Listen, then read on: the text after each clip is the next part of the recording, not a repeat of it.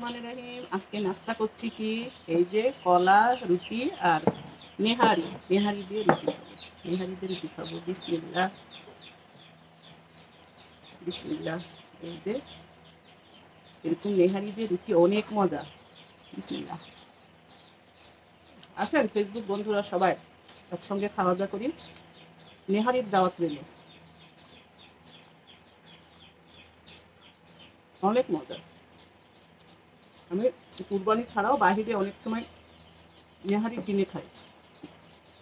কুরবানির সময় তো খাওয়া হয়, খাই খাই ঠিকই জানেন, যখন যেটা রান্না করি খাই, কিন্তু ছেলেমেয়েরা কাছে থাকে না তো, খুব মিস করি। কাছের আত্মীয় স্বজন যারা আমাকে খুব ভালোবাসে তাদের তো খুব মিস করি। ঝোল দিয়ে খেতে বেশি ভালো লাগে। আর শরীরের জন্য অনেক উপকার, ক্যালসিয়াম তো।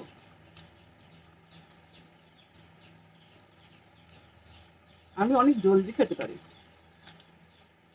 হাতটা পরে খাবো। এখন আরেকটা রুটি আমি কলা দিয়ে খাবো। এরকম ছোট বাচ্চাদের মতন একটা রুটি এইভাবে খেতে আমার খুব ভালো লাগে।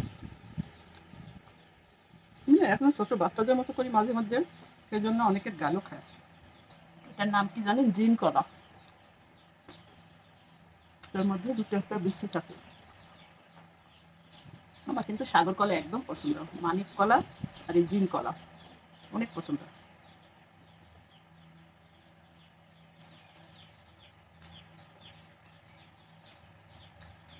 আজকে চা খাবো না, রাত্রে দুধ গরম করে, শরীরটা খারাপ ছিল, ঘুমিয়ে গেছি, খাওয়ার কথা মনে ছিল না। দুধটা গরম করে চায়ের মতন খেয়ে নেবো সকালে। রুটি খাওয়া হয়ে গেলে নেহারিটা বসে বসে খাবো।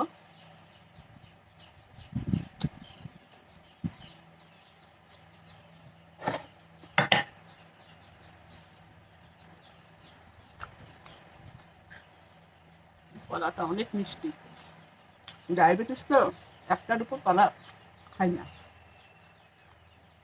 কলা খাওয়া প্রচুর নেশা আমার। সবাই ভালো থাকবেন, সুস্থ থাকবেন। এই যে আমি নেহারিটা খাচ্ছি, অনেক মজা, অনেক মজা, অনেক মজা, খুব মজা। আমার না মাংসের থেকে এসবই ভালো লাগে খেতে।